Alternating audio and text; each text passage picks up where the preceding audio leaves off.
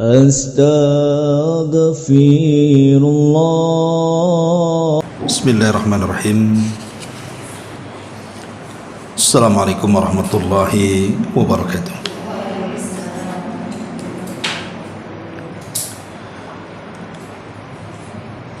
Bihamdillahi wassalatu wassalamu ala rasulillah wa ala alihi wa sahbihi wa mawalah wa la hawla wa la quwata illa billahi wa ba'd.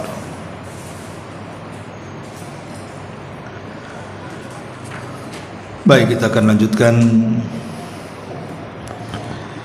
kajian kita, masih membahas kitab Rahiq Al-Makhtum, sejarah Nabi sallallahu alaihi wasallam.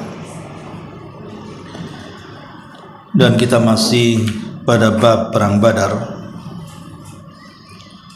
Kita sudah masuk pada poin para korban dari kedua belah pihak.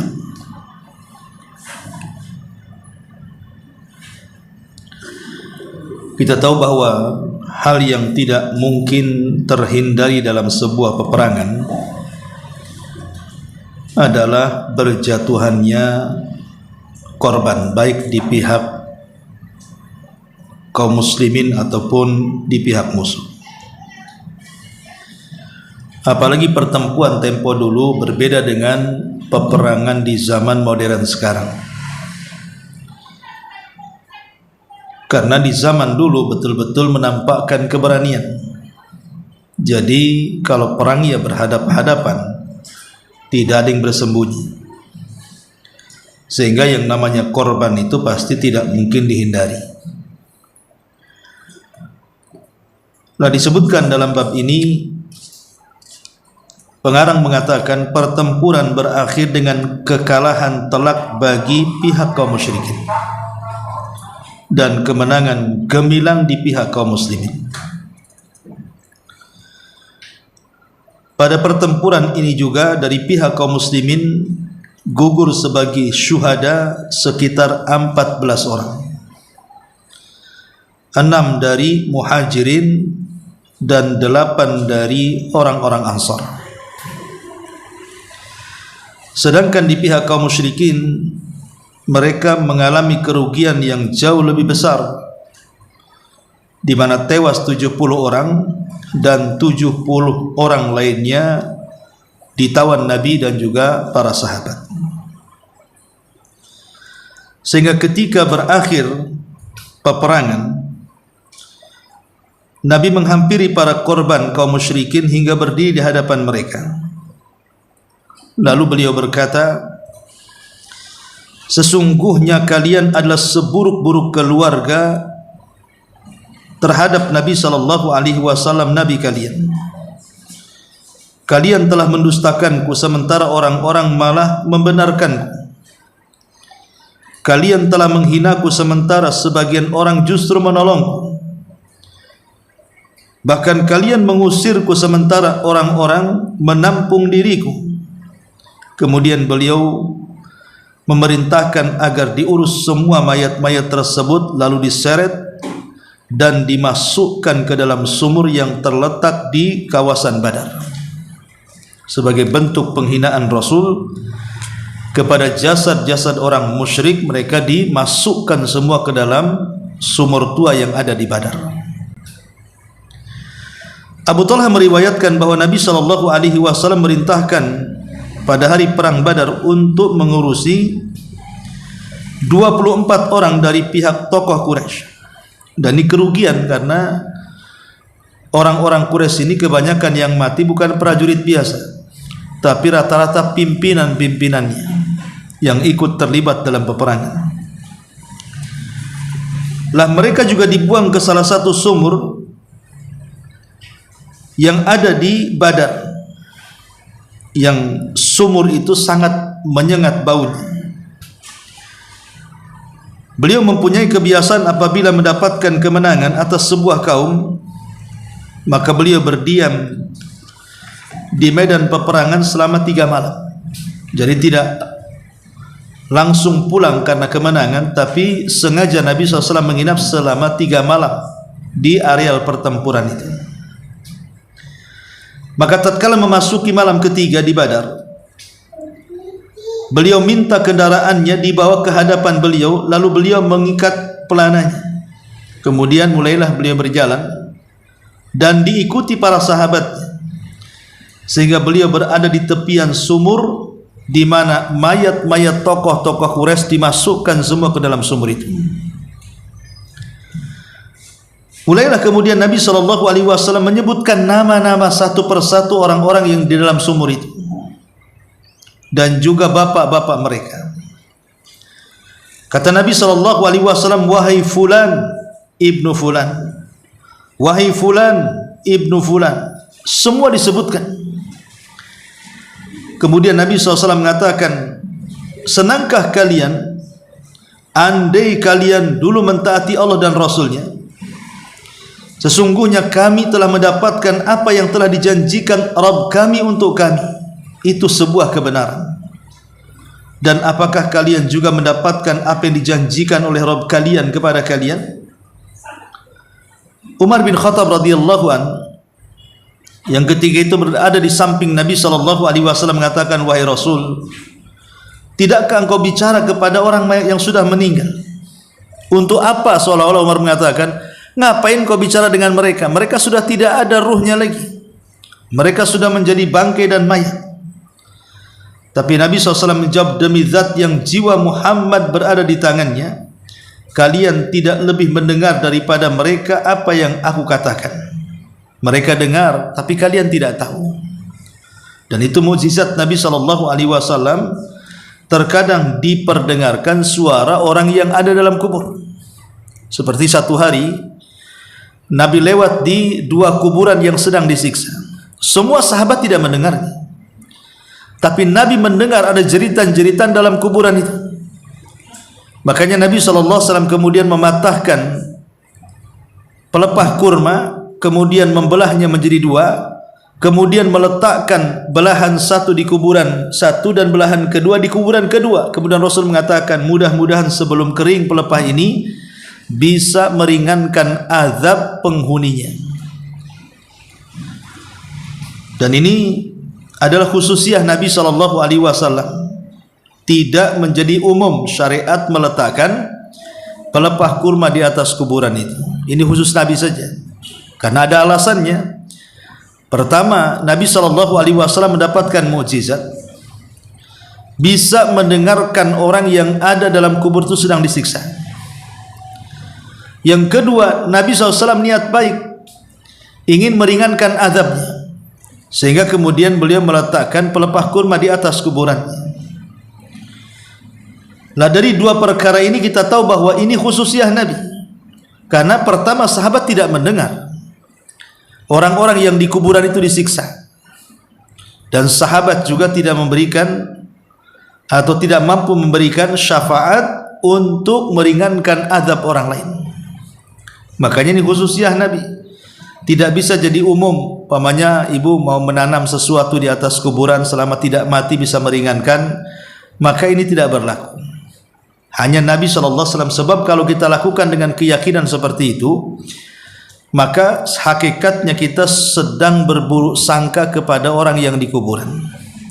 Apakah ibu tahu orang yang di kuburan disiksa atau sedang mendapatkan nikmat, sehingga kemudian meletakkan pelepah di atasnya?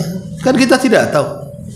Boleh jadi orang yang di kuburan itu jauh lebih baik kondisinya dibandingkan kita yang di atas kuburan.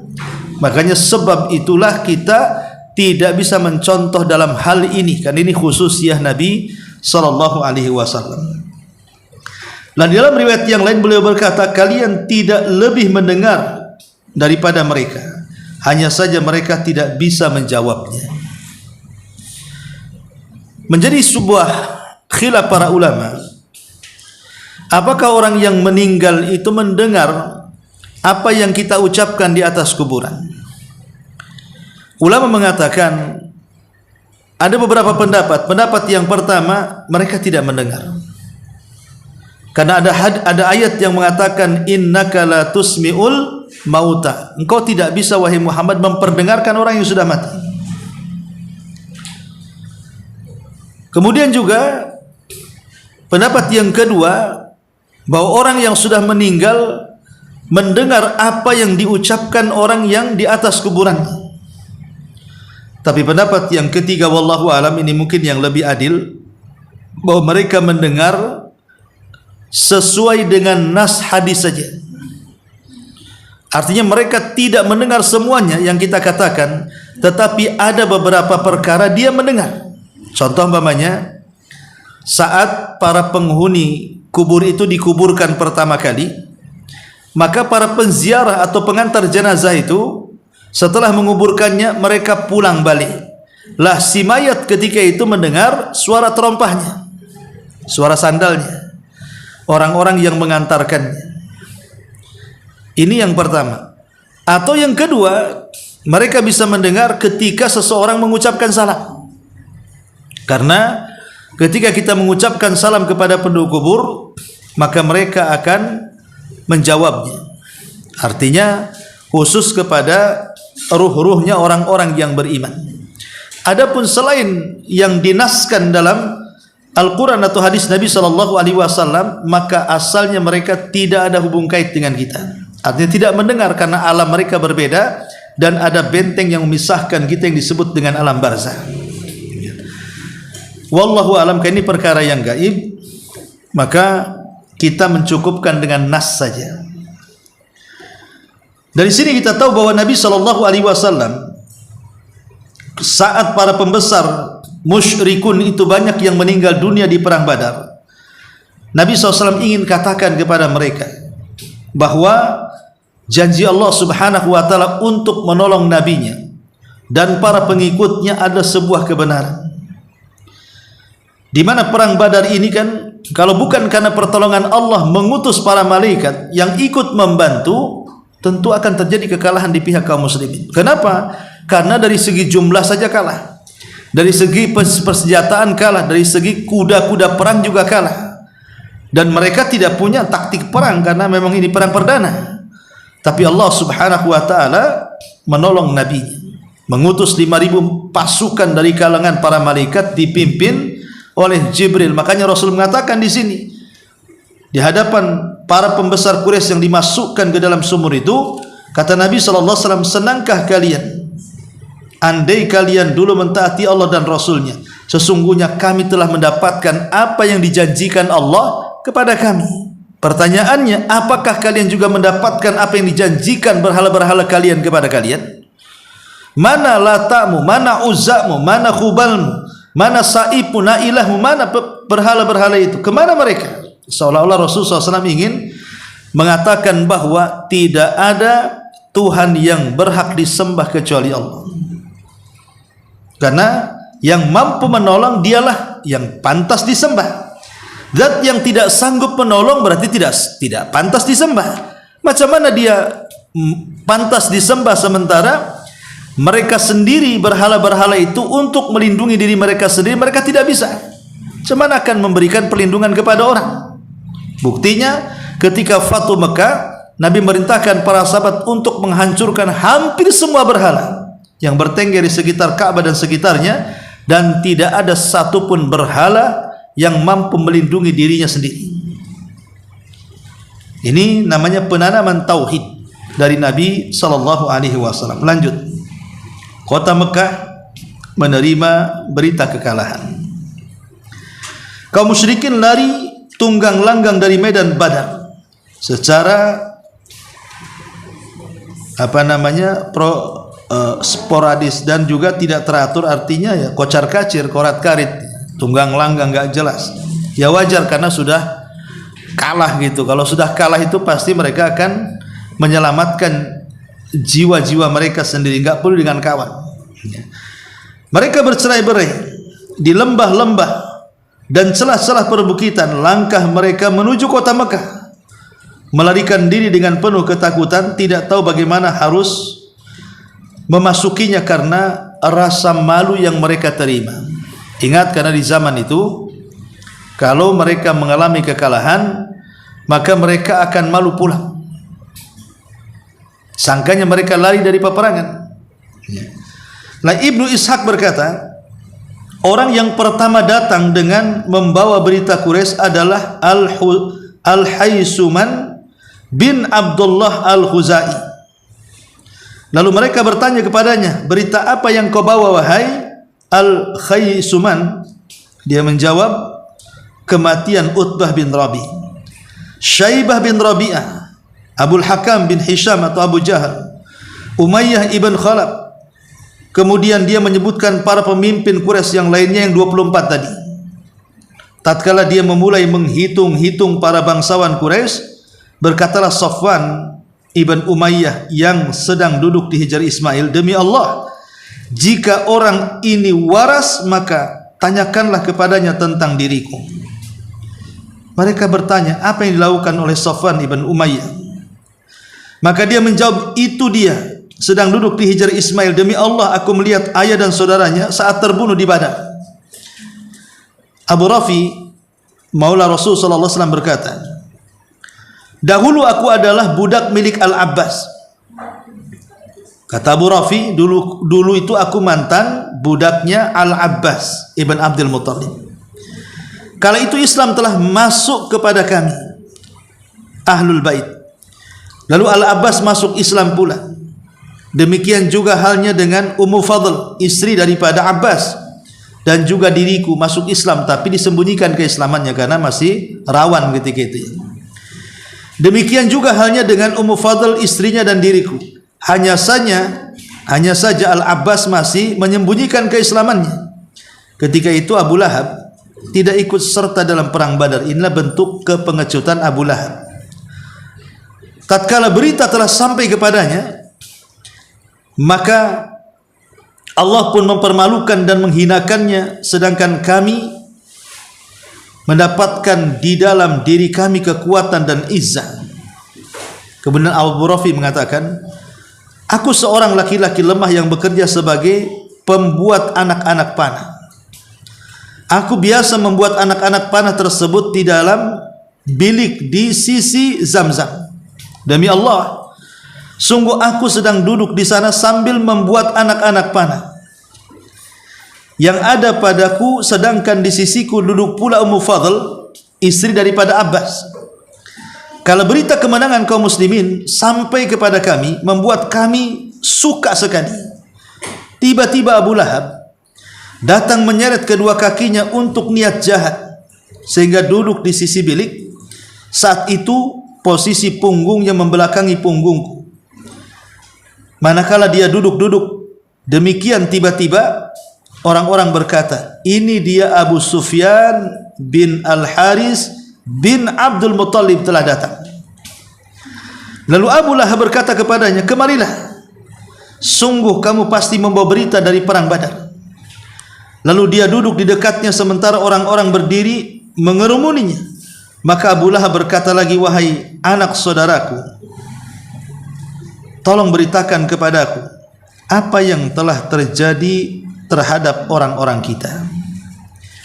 Dia menjawab, ya, begitu kami berjumpa dengan kaum muslimin, dengan mudahnya mereka menghabisi kami, seolah-olah kami menyerahkan pundak-pundak kami untuk mereka bunuh sesuai kehendak mereka, dan melawan kami sekehendak mereka. Demi Allah, sekalipun demikian aku tidak mencela orang-orang kita, karena kami dihadang oleh orang-orang putih penunggang kuda bercak-bercak di antara langit dan bumi. Demi Allah, tidak ada satupun yang mereka sisakan dan tidak ada satupun yang dapat mereka hentikan. Artinya Abi Sufyan melihat para malaikat dalam bentuk manusia. Dan ingat, hanya orang kafir melihat, orang Islam tak melihat saat peperangan itu. Jadi orang-orang kafir bisa diperlihatkan, tapi orang Islam tak tahu bahwa mereka dibantu oleh para malaikat. Abu Rafi melanjutkan kisahnya.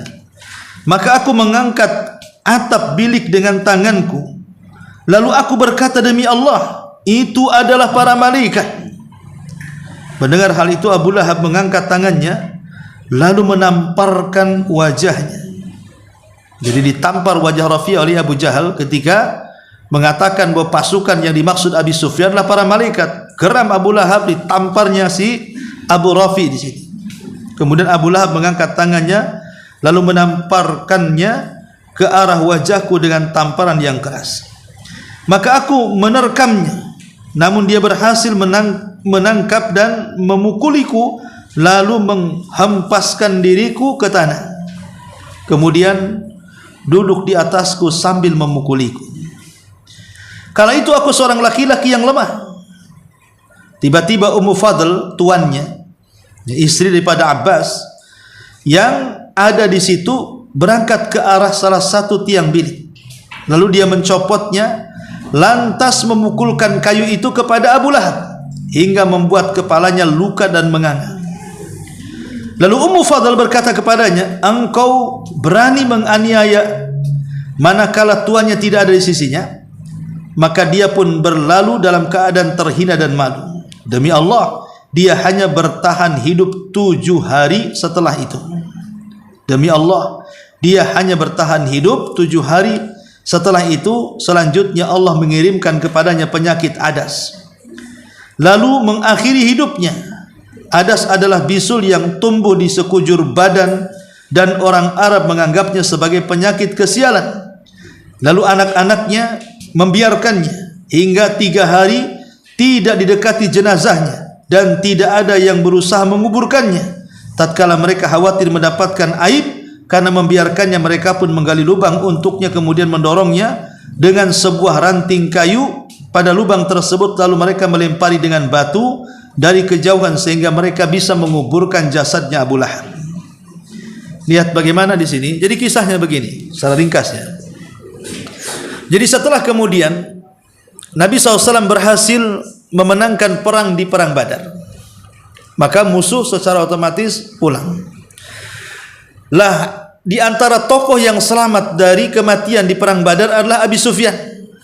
Abi Sufyan ibn Harb ini sebelum masuk Islam. Karena nanti Abu Sufyan ini akan masuk Islam setelah Fathu Mekah. Tapi itu tokoh utama masalahnya. Karena setelah kematian Abu Lahab tidak ada pemimpin yang disegani melebihi Abi Sufyan. Dan Abi Sufyan ini punya adik namanya Arwa bintu Harbin, menikah dengan Abu Lahab. Jadi antara Abi Sufyan dengan Abu Lahab itu besanan gitu ya, karena adiknya dinikahi Abu Lahab. Wajar, Abu Lahab itu orangnya ganteng, maka disebut Lahab.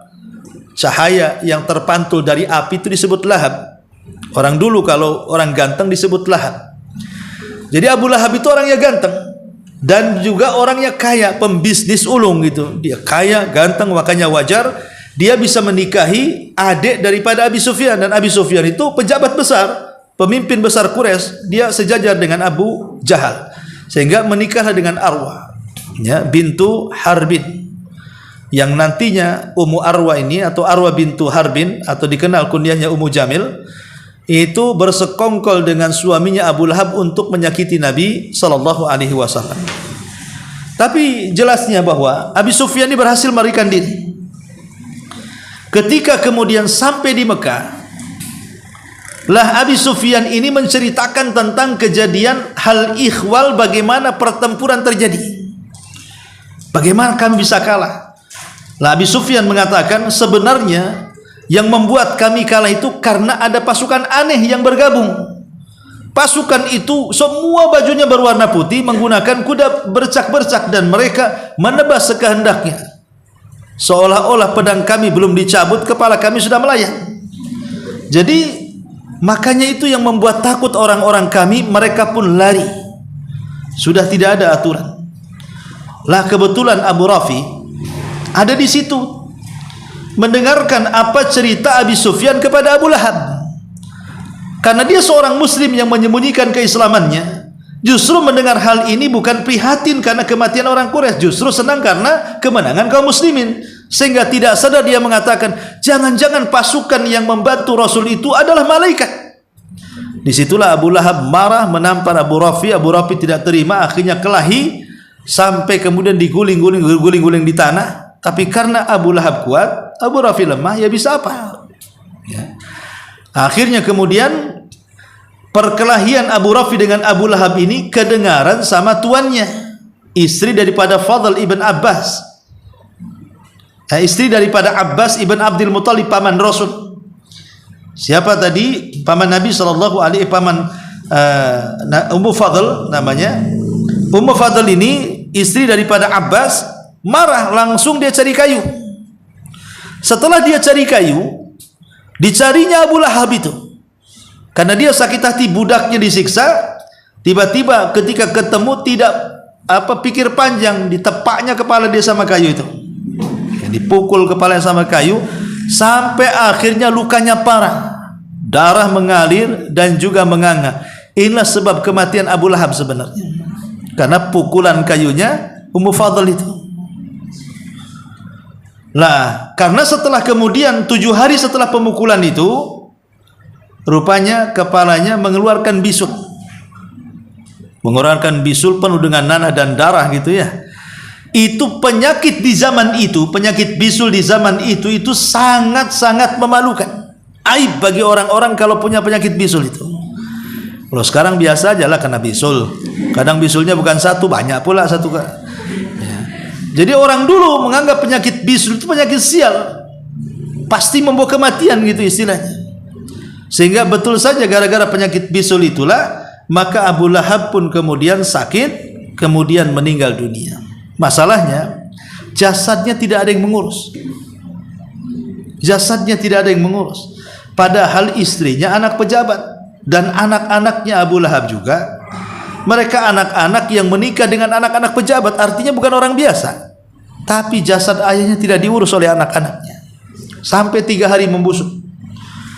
Baru setelah ada komplain dari orang-orang Quraisy, kemudian mencela anaknya seolah tidak sayang dengan ayahnya, mereka pun sudah bingung. Jasad sudah 3 hari. Kalau zaman dulu kan tidak ada pengawet seperti zaman sekarang, sehingga sehari 2 hari sudah membusuk kan.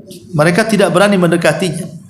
Akhirnya kemudian mereka sengaja membuat lubang di samping jasadnya, kemudian ngambil kayu didorong supaya jatuh jasad ke dalam lubang itu. Tidak berani disentuh sama sekali sama anak-anaknya. Dan ketika sudah masuk lubang, bukannya ditutup dengan tanah, malah dilempari batu sampai numpuk ke atas. Itu bagaimana Allah Subhanahu wa taala menghinakan si Abu Lahab ini. Wajar karena dia adalah satu-satunya keluarga Rasul yang pertama kali berani langsung memusuhi Nabi. Saat pertama kali Rasul berdakwah, dialah penghalangnya. Belum lagi dia suka melempar batu di kepala Rasul ketika berdakwah di pasar Uqad atau di pasar-pasar kota Mekah, dan mengatakan la tusaddiquhu fa innahu kadhib. Jangan kau benarkan orang ini, dia pendusta. Tentu orang-orang mengatakan, kalau pamannya sendiri mengatakan dusta, bagaimana pula kita kan gitu. Jadi memang belum lagi istrinya yang kompak gitu ya. Dia mengadu domba ke sana kemari, bahkan menjual seluruh perhiasannya hanya untuk mendanai emak-emak merumpi. Jadi dia cari emak-emak yang ember-ember itu ya, dikasih uang, disuruh nyebar fitnah, disuruh buat jemaah ghibah sana, jemaah ghibah sini, jemaah ghibah sana. Sengaja isinya, topiknya hanya menghina dan menjelek-jelekan Nabi. Makanya wajar dalam surah Al-Lahab Allah mengatakan fi jidiha hablum mim masad. Dabat yada abi lahabi wa tab ma aghna anhu maluhu wa ma kasab sayasla naran dzata lahab wa imra'atuhu hammalatal hatab. Dan istrinya membawa kayu bakar ke sana kemari. Maksudnya membawa kayu bakar itu mengompori orang untuk menjelek-jelekan Nabi sallallahu alaihi wasallam. Kemudian Allah Subhanahu wa taala mengatakan, dan Allah ganti emas yang di lehernya dengan sabut kelapa berupa api kelak pada hari kiamat. Kenapa? Al-jaza min jinsil amal. Dia gunakan kalungnya untuk dijual, kemudian didanai menyakiti Nabi, maka di neraka, maka kalung itu diganti dengan sabut kelapa dan akan dibakar sehingga lehernya akan kesakitan. Itulah si Ummu Jamil atau Arwa bintu Harbin. Baik, kemudian di sini demikianlah kota Mekah menerima berita kekalahan telak di medan perang Badar. Hal ini telah menggoreskan dampak yang sangat negatif terhadap psikologi mereka, sampai-sampai membuat mereka melarang meratapi orang-orang yang sudah mati agar kaum muslimin tidak gembira dan atas musibah yang mereka alami. Jadi mereka berusaha pura-pura kuat supaya kaum muslimin tidak mentertawainya. Lah salah satu kejadian langka bahwa Al-Aswad bin Al-Muttalib memiliki 3 orang putra yang gugur pada perang Badar. Dia sebenarnya ingin meratapi mereka, sementara dia sendiri yang buta. Satu malam dia mendengar suara wanita meratap. Lalu dia mengutus budaknya untuk menyelidiki seraya berkata, "Lihatlah, apakah sudah dibolehkan meratap? Apakah orang-orang Quraisy telah meratapi orang-orang yang mati di antara mereka? Semoga saja aku bisa meratapi Abul Hakimah," anaknya maksudnya, "sebab di lubuk hatiku telah terbakar." Setelah itu budaknya pun kembali seraya memberikan berita, itu hanyalah seorang wanita yang meratapi untanya yang telah hilang. Mendengar hal itu, Al-Aswad tidak dapat lagi menahan diri. Lalu dia merangkai beberapa untayan bait dan mengatakan, apakah dia meratap karena untanya yang sesat? Dan kegelisahannya menahannya untuk tidur. Jangan meratap bakar unta muda, akan tetapi ratapi Badar, karenanya nenek moyang menjadi berkurang. Pada Badar, perjalanan malam Bani Husayyis, Makhzum dan juga anak-anak Abul Walid. Jika engkau hendak meratap, ratapilah Akil, ratapilah Haris, si singanya para singa, ratapilah mereka semua. Jangan sampai sebut nama-nama mereka semua, sementara tiada sepadan bagi Abu Hakimah. Sungguh setelah kematian mereka, orang-orang menjadi pemimpin. Andai bukan karena Badar, tidaklah mereka menjadi pemimpin. Artinya, kalau bukan karena Badar, di mana pemimpin-pemimpin tua itu mati, tentu anak-anak muda tidak mungkin jadi pemimpin di tengah-tengah Quraisy. Intinya bahwa saking mereka menahan meratap, padahal kan ratap itu bagian adat jahiliyah. Meratap orang mayat itu adat jahiliyah, karena Rasul yang mengatakan bahwa ada 3 perkara termasuk perkara jahiliyah, kalian tidak mungkin bisa meninggalkannya. Ada 4 perkara, arbaun min umuril jahiliyah la yatrukuhun. 4 perkara termasuk perkara-perkara jahiliyah yang kalian susah meninggalkannya. Lah salah satunya apa? Meratap orang mati. Jadi kebiasaan orang jahiliyah, tapi karena terjadinya setelah peperangan, kalau seandainya mereka tahu, kaum muslimin tahu bahwa orang-orang jahiliyah meratap, tentu mereka akan malu. Tapi bagaimanapun seorang ayah yang kehilangan anaknya, gimana tidak meratap, gimana tidak sedih? Itulah yang kemudian dirasakan Al-Aswad bin Al-Muttalib. Jadi kaum muslimin menang di 2 peperangan. Pertama peperangan hissi, peperangan badan, kaum muslimin menang. Yang kedua peperangan maknawi, menjatuhkan psikologi musuh, berhasil kalahkan kaum muslimin sehingga susah untuk bangkitnya. Ya, walaupun kemudian nanti di perang Uhud mereka menang setelah mereka bangkit kembali keberaniannya. Intinya bahwa kematian Abu Lahab oleh seorang wanita namanya Ummu Fadl itu juga berkah bagi kaum muslimin. Karena bagaimanapun Abu Lahab sendiri adalah orang yang paling memusuhi Nabi sallallahu alaihi wasallam. Padahal sebenarnya Abu Lahab itu punya 2 putra yang pernah menikah dengan 2 putri Nabi. Coba bayangkan. Artinya tidak mungkin Abu Lahab menikahkan 2 putranya dengan 2 putri Nabi kecuali dia menghormati Nabi. Kalau tidak menghormati Nabi, ngapain putra-putranya menikah dengan 2 putri Nabi? Tapi ini kan sejarah lama. Sebelum Nabi SAW diangkat menjadi Nabi, Abu Lahab itu menghormati betul Nabi, menyayangi Nabi. Sejak kelahirannya saja Abu Lahab sudah sayang. Saking sayangnya dia merdekakan budaknya Suwaibah, yang pernah menyusui Nabi SAW, dimerdekakan oleh Abu Lahab. Karena apa? Karena air susunya mau diminum Nabi kecil. Abu Lahab senang, ya. Sehingga ketika Nabi dewasa dan cukup untuk menikah dengan Khadijah, maka dia pun setuju, bahkan ikut mendanai pernikahan Nabi SAW dengan Khadijah, sampai akhirnya punya anak-anak dari Khadijah. Setelah anak-anaknya besar, Ruqayyah dan Ummu Kulthum, maka akhirnya Abu Lahab pun meminta kepada Utbah dan Syaibah untuk menikahi Ruqayyah dan Ummu Kulthum. Tapi subhanallah, setelah menikah duanya belum disentuh. Artinya masih perawan. Walaupun sudah nikah secara akad, tapi tidak disentuh keduanya. Kenapa? Karena 2 putra Abu Lahab baru saja menikah, terjadi musim dagang. Mereka harus pergi. Maka mereka pun pergi ke Syam. Lah ketika dua putra ini di Syam, Abu Lahab, Nabi diangkat jadi Nabi. Disitulah terjadi permusuhan Rasul dengan Abu Lahab. Ketika anak-anaknya pulang dari Syam, maka Abu Lahab mengatakan kepada Utbah dan Syaibah, ceraikan istri-istri kalian, kembalikan kepada Muhammad, untuk menyakiti Rasul.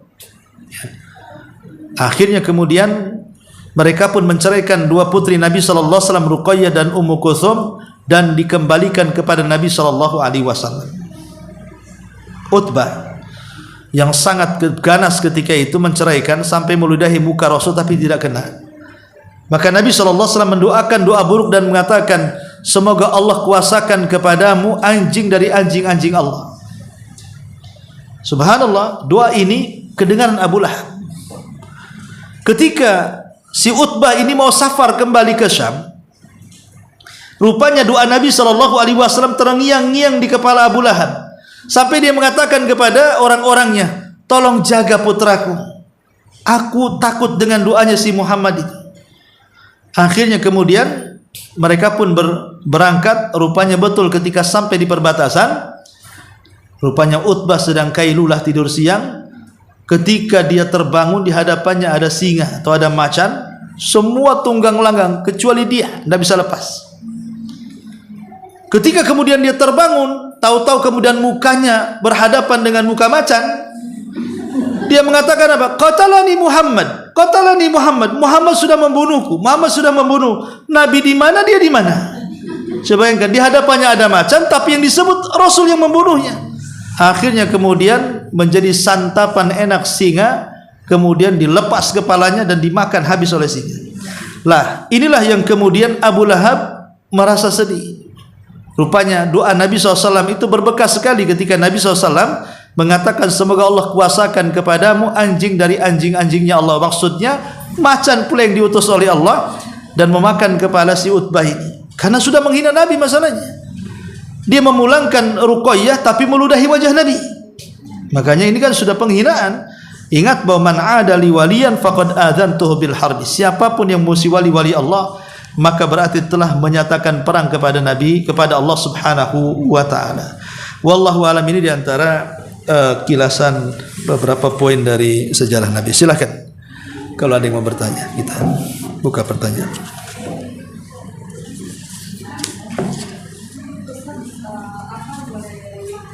Menjelaskan bagaimana kita tidak jatuh dalam namanya yang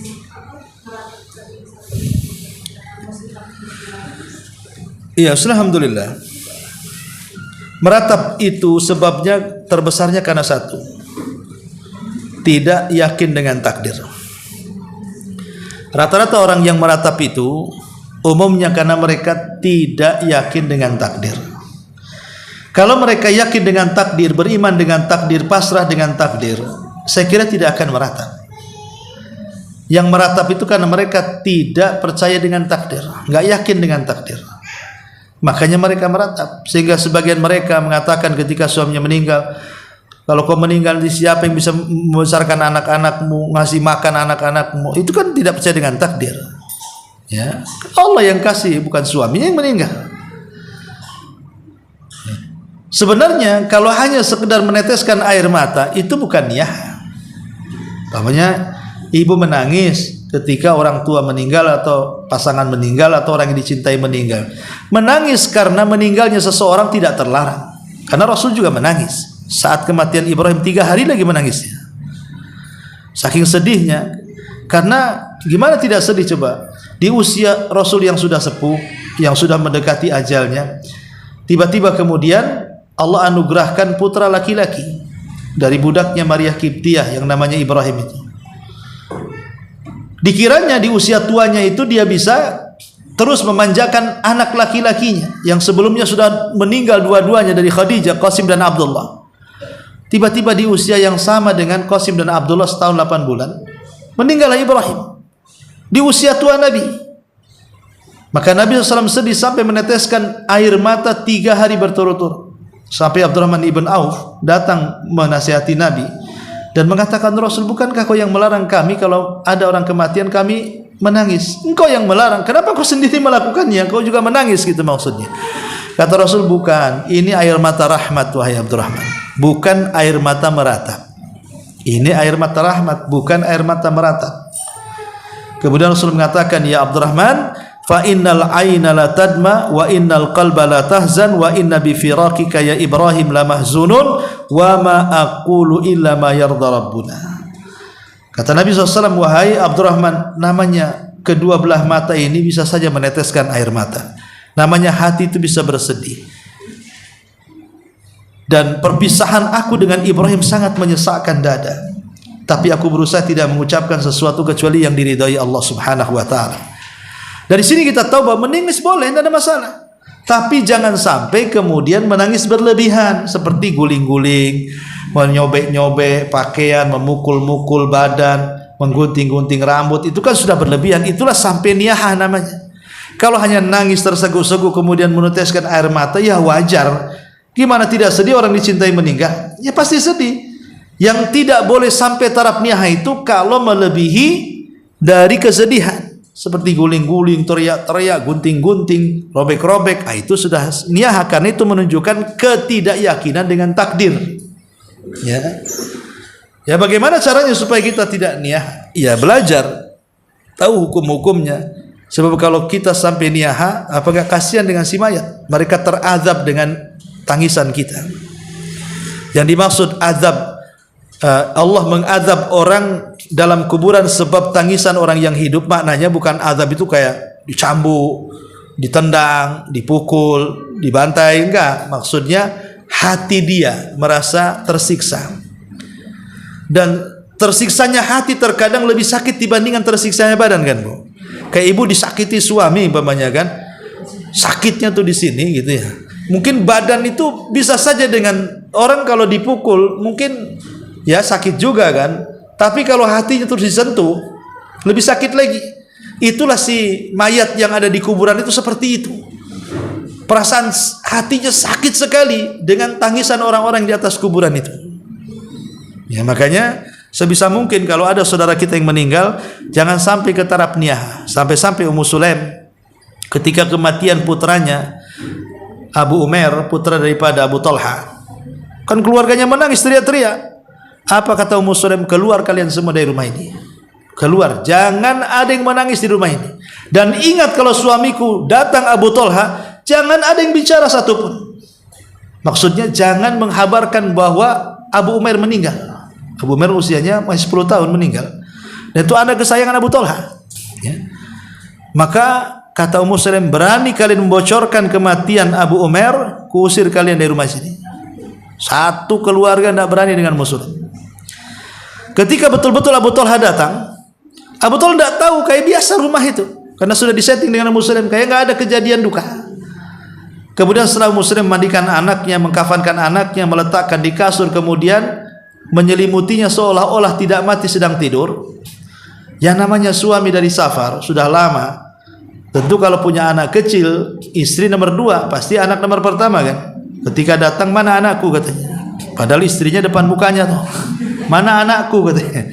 Lah Abu Talha ini nanya anaknya, kata istrinya Ummu Sulaim, jangan ganggu, dia sedang tidur, padahal sedang mati. Kemudian karena Ummu Sulaim tahu kebiasaan suaminya, dia berdandan dengan dandan yang cantik. Kemudian malam itu juga dia menghidangkan makanan yang disukai suaminya. Kemudian setelah larut malam dia melayani dengan sebaik-baiknya, seolah tidak terjadi apa-apa. Kemudian mereka pun tidur. Di sepertiga malam akhir mereka bangun. Lah tentu kondisi orang yang habis safar, kalau sudah dilayani oleh istri sebaik mungkin, dikasih makan enak, ya kemudian istri juga tampilannya cantik, bisa melayani di kasur juga luar biasa. Ketika terbangun otomatis kan sudah reda ininya ya, emosinya reda, kemudian capeknya juga sudah reda, sehingga kalau diajak diskusi itu enak tuh. Disitulah Ummu Sulaim kecerdikannya. Baru dia cerita, Bang, bagaimana pendapatmu kalau seandainya ada tetangga kita nitip barang sama kita, kemudian tiba-tiba tetangga mau mengambil barangnya, kasih nggak tuh barang itu? Ya kasihlah, itu kan barang titipan. Nah disitulah dia masuk. Anak kita sudah tidak ada. Seolah-olah apa? Kan anak kita titipan. Kalau Allah yang nitip mau ngambil, ya siapa yang bisa? Seolah-olah seperti itu, cuman menggunakan bahasa kiasan. Ya. Baru Abu Talha mau marah gimana kan itu ya. Ya sudah, akhirnya malam itu jasadnya dibawa kepada Nabi SAW dan Abu Talha menceritakan tentang kesabaran Ummu Sulaim. Maka kemudian Rasul mendoakan Abu Talha dan Ummu Sulaim dari hubungan suami istri di malam hari itu. Rasul mendoakan, ya Allah, semoga Allah berkahi kalian berdua dan Allah berikan banyak keturunan kalian berdua. Subhanallah, sejak kematian Abu Umair maka Ummu Sulaim lahiran terus tiap bulan. Bukan tiap bulan, tiap tahun. Ya. Jadi mudah melahir, akhirnya anaknya banyak. Ya, banyak sekali anaknya dan semua anaknya menjadi ulama. Ya. Jadi memang itulah berkahnya kesabaran Ummu Sulaim yang menakjubkan. Wallahu a'lam. Ya. Ya, saya kira sampai sini. Subhanaka wa bihamdika asyhadu an la ilaha illa anta astaghfiruka wa atubu ilaik.